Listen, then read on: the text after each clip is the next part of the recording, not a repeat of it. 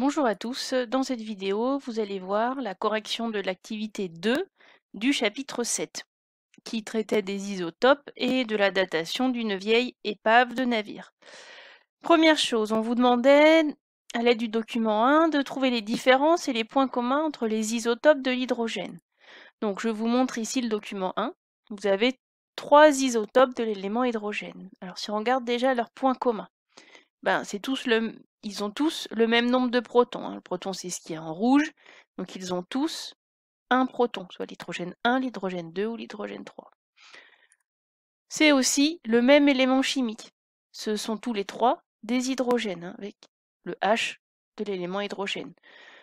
Vous devez vous souvenir qu'on a vu au début d'année qu'un élément chimique était caractérisé par son nombre de protons, hein, son numéro atomique. Donc ici, comme ils ont tous le même nombre de protons, c'est forcément le même élément chimique. Les différences maintenant, ils ont un nombre de neutrons différent. L'hydrogène 1 a 0 neutrons, l'hydrogène 2 a 1 neutron et l'hydrogène 3 a 2 neutrons. Ce qui fait qu'ils ont un nombre différent de nucléons. Je vous rappelle, les nucléons, c'est les protons plus les neutrons. Donc l'hydrogène 1, il n'y a que 1 nucléon, c'est le proton. L'hydrogène 2, il y a 2 nucléons, 1 proton, 1 neutron. L'hydrogène 3, il y a 3 nucléons, 1 proton, 2 neutrons. Donc voilà pour les points communs et les différences. On voit apparaître ici la notion d'isotope. Ce sont des éléments chimiques qui ont le même nombre de protons, mais un nombre différent de nucléons ou de neutrons. Pour nous, c'est pareil. Ensuite, je vous demandais l'écriture conventionnelle des noyaux qui apparaissait dans le document 2 sur la datation au carbone 14.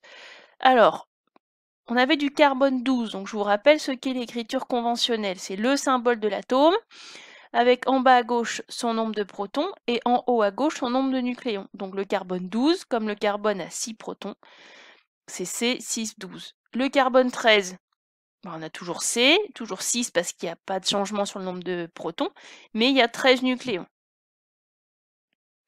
Pour le carbone 12, on avait 6 protons et 6 neutrons, 6 plus 6, 12, alors que pour le carbone 13, on a 6 protons et 7 neutrons pour faire 6 plus 7, 13 nucléons.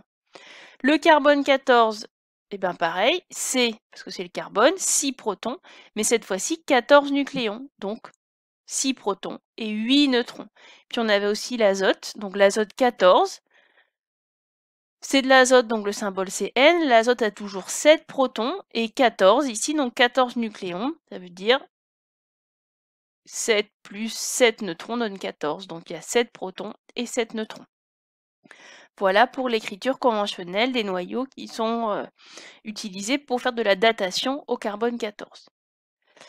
Maintenant, je vous demandais de trouver quels sont les noyaux isotopes parmi la question 2. Alors les isotopes, je vous répète, c'est le même élément chimique, donc c'est le même atome, même symbole, même nombre de protons, mais ce qui change, c'est le nombre de nucléons. Donc, bien, les atomes qui sont identiques, c'est les carbones ici, hein. C. L'azote n'est pas un atome de carbone. Donc ça va être le carbone 12, le carbone 13 et le carbone 14. Ce sont des isotopes de l'élément carbone, ils ont tous 6 protons, mais ils ont un nombre différent de nucléons, 12, 13 et 14. Ensuite, je vous demandais si la transformation de l'azote 14 en carbone 12 était une transformation chimique. Bien, je vous remonte le petit document, je vous écris l'équation. Un atome d'azote est bombardé par un neutron, puis ça donne un atome de carbone 14 qui perd un proton. Bien, qu'est-ce qu'on observe ici?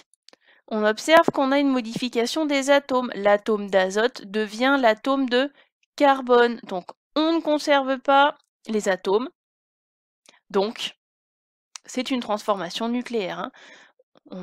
On transforme les éléments chimiques, on transforme les atomes, donc c'est une transformation nucléaire. Ça veut dire qu'on a joué sur le nombre de protons, puisque l'azote 7 ici, 7 protons dans l'azote et 6 protons pour le carbone. Donc transformation nucléaire. Maintenant, je vous demandais d'expliquer, pour voir si vous pouviez comprendre le principe de la datation, Comment est-ce que c'était possible? Eh bien, dans un corps qui a été vivant, donc ici du bois hein, pour l'épave, donc avant qu'on coupe l'arbre pour en faire pour récupérer le bois pour en faire le bateau. Donc le bois était vivant, et pour tout corps vivant, la quantité de carbone 12 ne varie pas dans le temps. Alors que la quantité de carbone 14, elle va diminuer après la mort. Donc, la quantité de carbone 12 reste la même dans le bois, une fois qu'il a été coupé, alors que la quantité de carbone 14 diminue.